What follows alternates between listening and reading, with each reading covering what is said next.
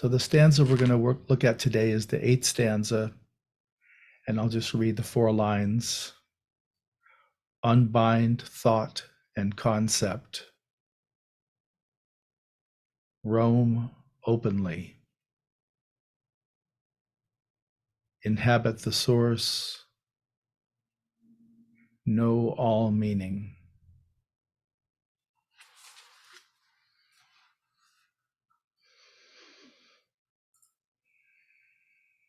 So the first line, unbind thought and concept. Our normal orientation is to cherish thought and concept. We see it as a reflection of who we are, who I am as a being, as a personality, as a human. My thoughts help define my likes and dislikes, and that helps me confirm who I take myself to be, who I am at my most core. With deepening meditation, we can begin to open to space, the space between thoughts, between concepts. We begin to see in that space that we don't know exactly who we are. This is what the thoughts have been masking, that at a deep level, we don't know exactly who or what we are. I call this space of unknowing the absence of self. Rather than having a clear picture, reinforced by thoughts and concepts, we are shifting away from the markers of me, as I call it, which is our history, our memories, emotions, our body, even our thought process. We can identify with that, and our likes and dislikes. For most of us, there's a constant narration of our life, identifying each of our likes and dislikes.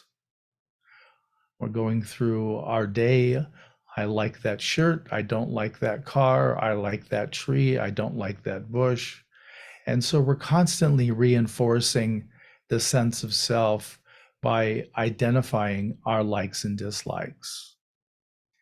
So with deepening contact with meditation, with opening to our source, what we call the absolute in the Zen tradition, we begin to willingly release our strict adherence to this transitory identity of the customary me, and we begin to make contact with what else is here.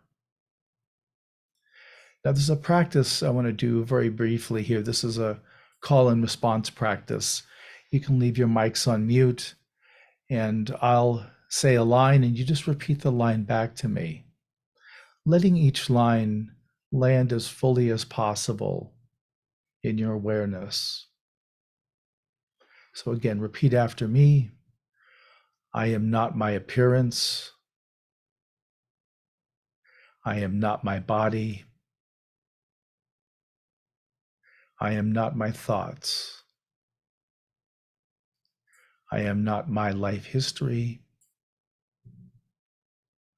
I am not my behavior. I am not my emotions. I am not my memories. I am not anything.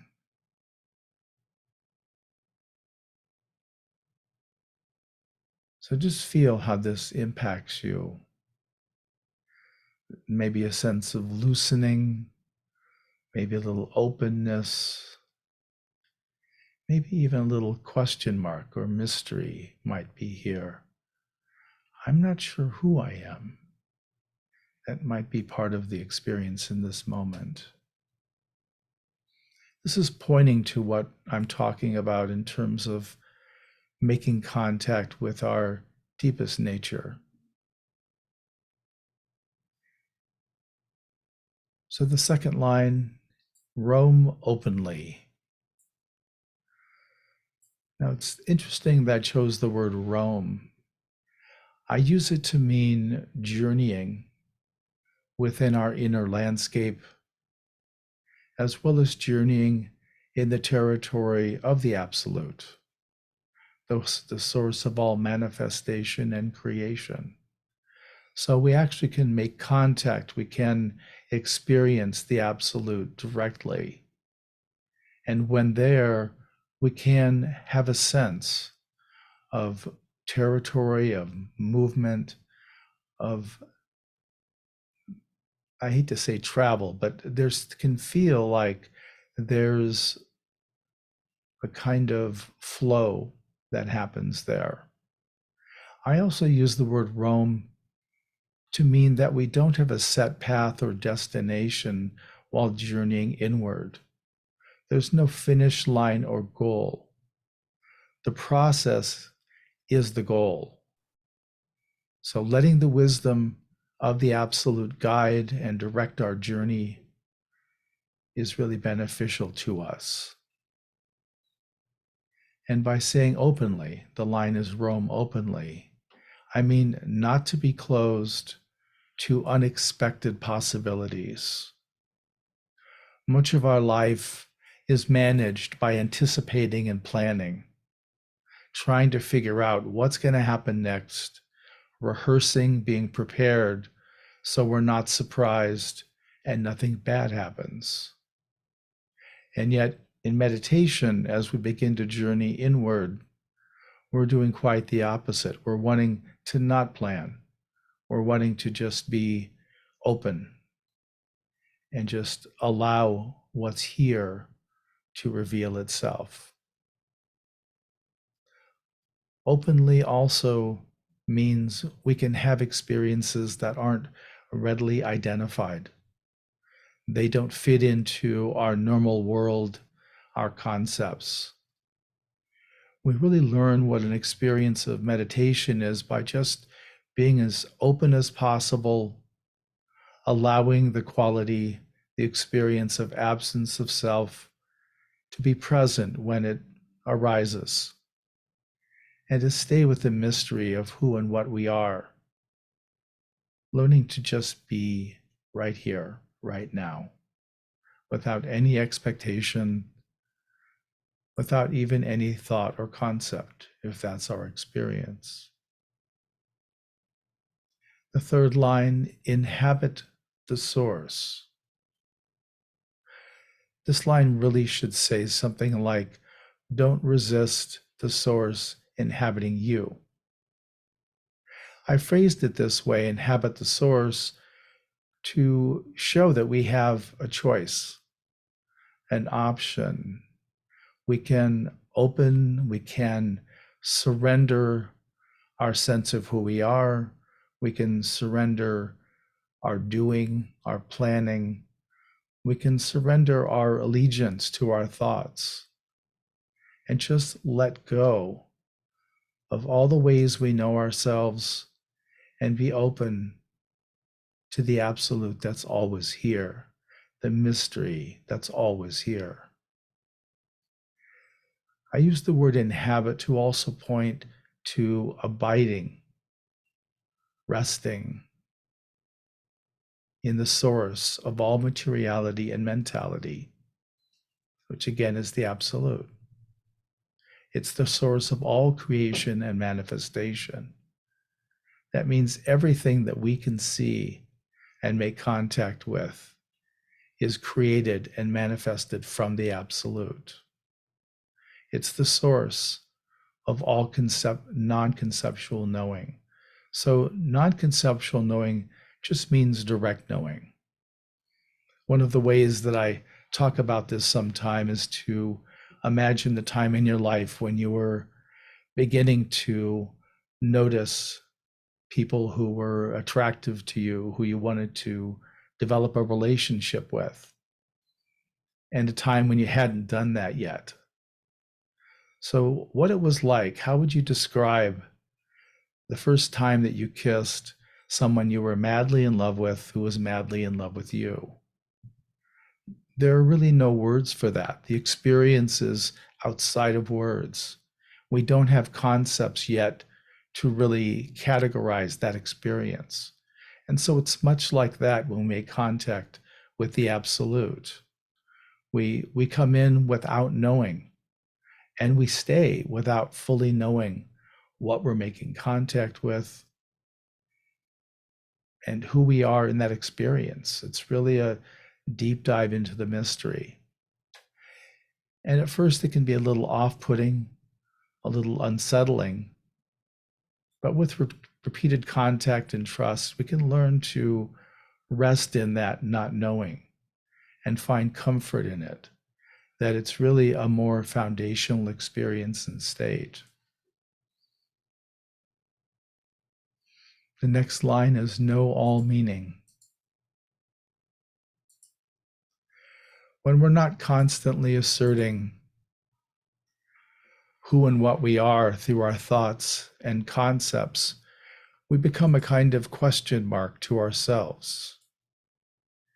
In this absence of self, we can have experiences, we can feel untethered, somewhat lost, maybe even confused a little.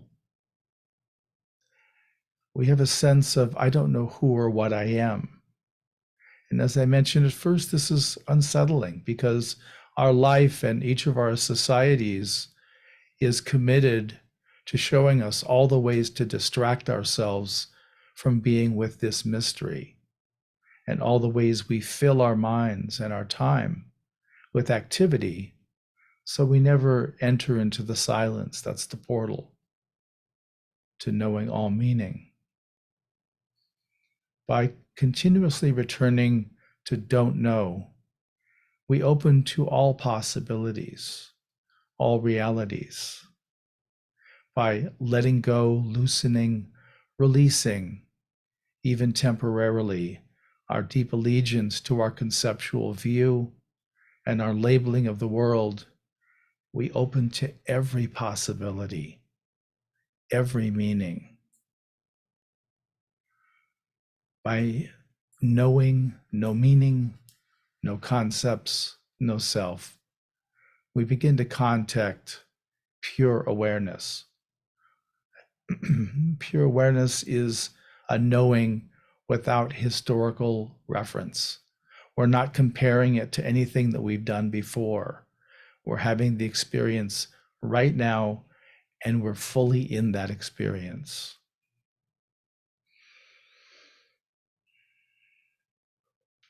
The moment we try to reflect on our direct knowing, the moment we try to categorize or repeat that experience, we are once again returned to the world of concept. We're trying to recreate from a memory a direct experience. And we find before long that that doesn't work. So we return to meditation. We return to sitting in the question, in the mystery, and becoming more and more comfortable with that mystery, and learning over time that we are that mystery. It is us. And that begins to let us feel more connected, more whole, because we're returning home, we're returning to the source. And so much of our life is spent trying to return to the source, or trying to not feel the discomfort of disconnection from source.